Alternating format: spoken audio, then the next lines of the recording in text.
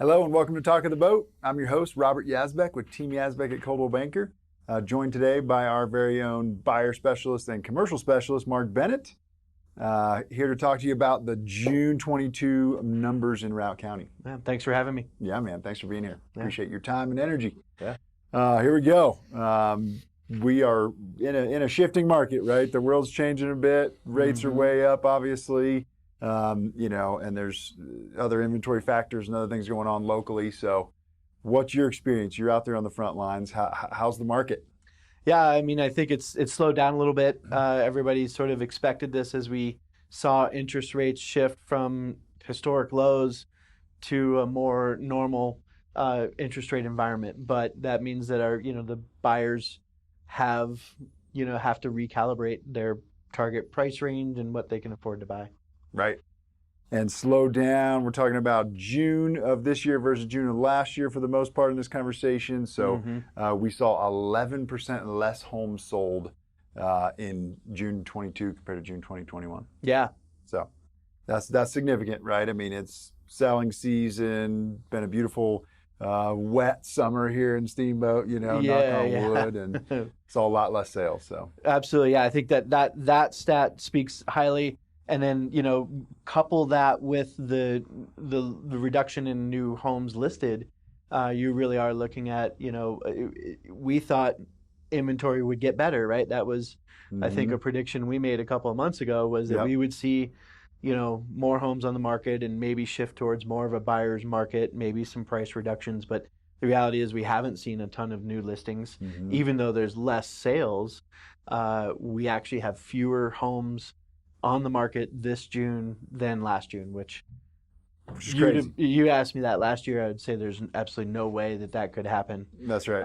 So that was the biggest shocking number to me, was the 4% down on new listings in this environment. Right.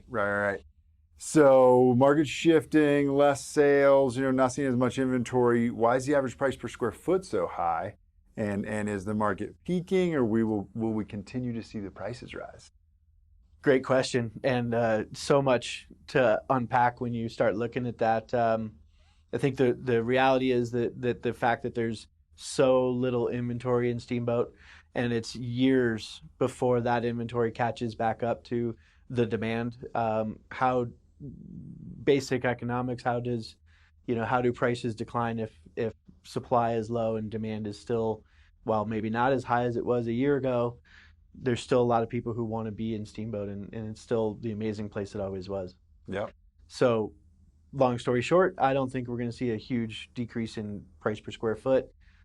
We do have a situation where people who were shopping at $1 million are maybe now shopping at $850 because of those increase, in interest rates, but they're still shopping. Right. Yep.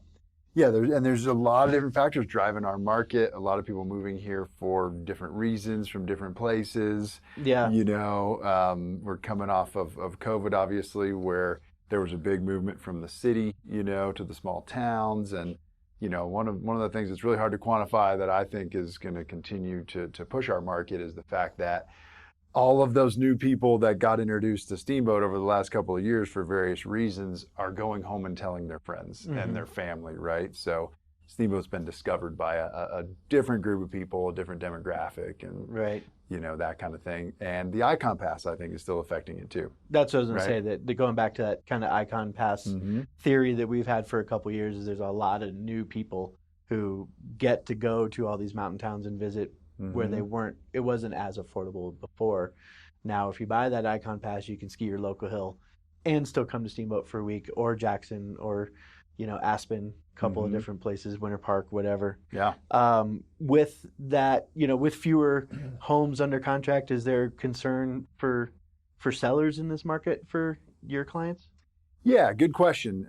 We definitely, continue to work with lots of sellers and been taking lots of listings here through the summer.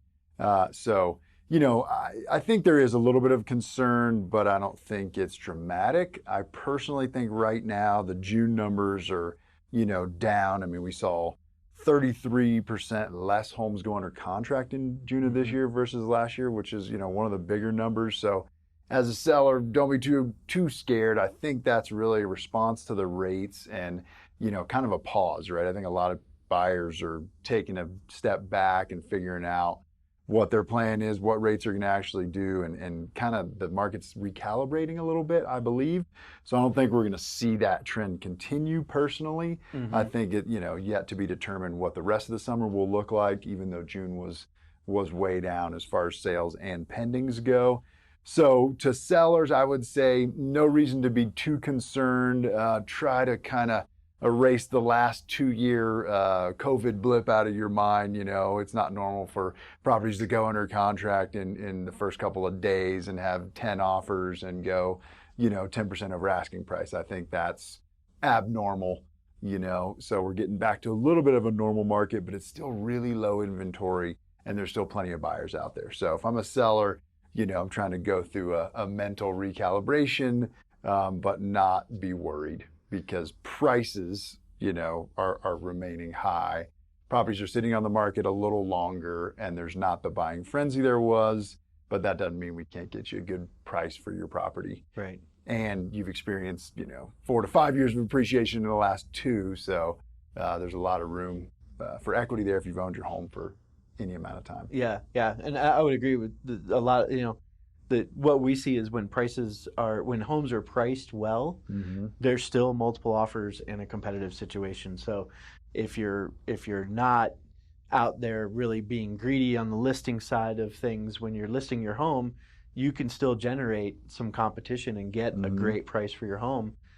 We certainly see that as buyer's agents. We need to make sure our clients are prepared and ready so that when that right home comes on the market, make sure you've seen a lot of stuff. Make sure your lenders are lined up and everything's ready to go, so that when you see that right property, you can make that move as quickly as possible. Yeah. Don't let the numbers fool you. It's not that the market has completely softened or fallen off a cliff or anything. To your point, I mean, I'd say probably a third of the listings we've taken, recently, spring and summer, have still gone quick and, for over asking if they're priced well and are compelling. Yeah. Whereas the majority of them are sitting a little bit longer and, the process is dragged out a bit. So, yeah. But yeah, don't get comfortable. Right. Because as a buyer, you still need to be ready to go and ready to pull the trigger if the right thing hits the market, because there's still likely to be 2 or 3 offers. Maybe not 10 or 15. Right. But 2 or 3 at asking or above asking is still fairly likely. Oh, yeah. Yep. No question. All right. So let's see. Biggest takeaways from the numbers for you this month? Buying activity is down.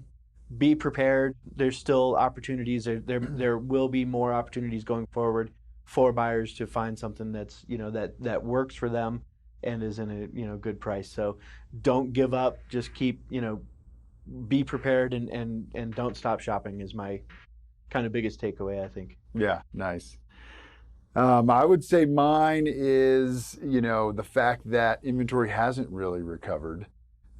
Prices are, still going up. The average sales price right now is $1,284,000 average residential sales price in June, which was 24% higher than the previous June. Yeah, incredible. Some of that is what people are buying, right? A lot of higher end homes are selling, so don't think that prices have necessarily gone up 24% year over year. I don't think that's accurate, but that's the numbers, right? Yeah. So higher end homes are selling, which is skewing that number a bit.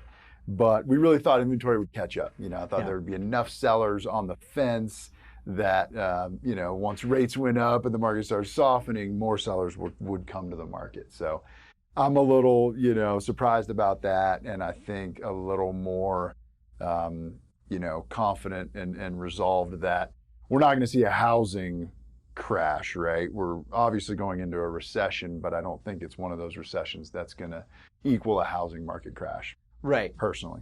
I agree with you on that. And I think that, historically, if you look at it, there's been only a few recessions that have seen home prices nationally decline by more than 1%. And we might see that, Denver, sure, Houston, Phoenix, there's some places, Boise, there's some places, some big cities that may see some of those bigger price reductions.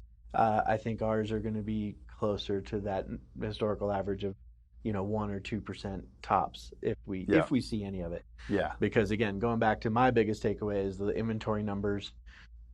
That just Steamboat's not any worse than it was a year ago. It's still a fantastic place to live.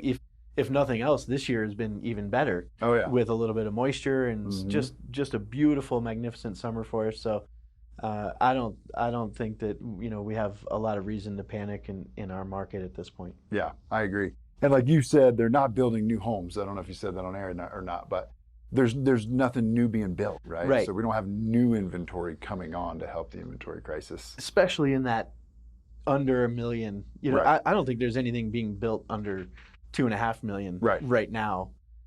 So I think that is a real choke point in inventory that's Mhm. not going to go away. So helping, people, locals who want to stay here, that's something I love doing. Mhm. I still believe that that's possible right now. And maybe even being able to find a single family home versus, a condo or a townhome that you've been locked into up until this point. I would say that one thing that we've heard from a lot of sellers still is, where would I go? Mhm. We've been to a lot of mountain towns. We're still in Steamboat. Yeah. I think that sentiment is really still strong out there. Mhm. And where do people go after Steamboat? I don't think there's a lot of great answers for that for a lot of people. Yeah. Oh yeah, definitely not. That's a tough question to answer. That's for sure. Yeah. All right. So what advice do you have for buyers right now in the market? Be ready. Have your ducks in a row. Go see a lot of properties. Don't give up, and we'll find you something that works. Nice. How about for sellers? What's your biggest piece of advice? I think pricing and preparation of the home is more important now than ever. We got to really pay attention to how much appreciation we've seen the last couple of years, disproportionate for that amount of time, and, pick a price that hopefully can kind of be in the sweet spot of where the market actually is, not where it would be if it was still clipping along at the pace it was for the last couple of years, right? We got to figure out, respect the market a little bit and kind of understand that, things are plateauing a touch. Yeah. Buyers are a little more concerned. There's less buyers in your price range because, rates have gone up and everything. And do the extra work to your house, right? Mhm. Like, let us help you decide what's worth doing and what's, not worth doing. But preparing your home, staging your home, that kind of thing is more important than ever. Yep. Great advice. All right, good deal. So that's June 2022 from Marc and Robert here at Team Yazbeck. Thanks for being here, bud. Thank you. Appreciate it. Thanks for joining us. We'll see you next week.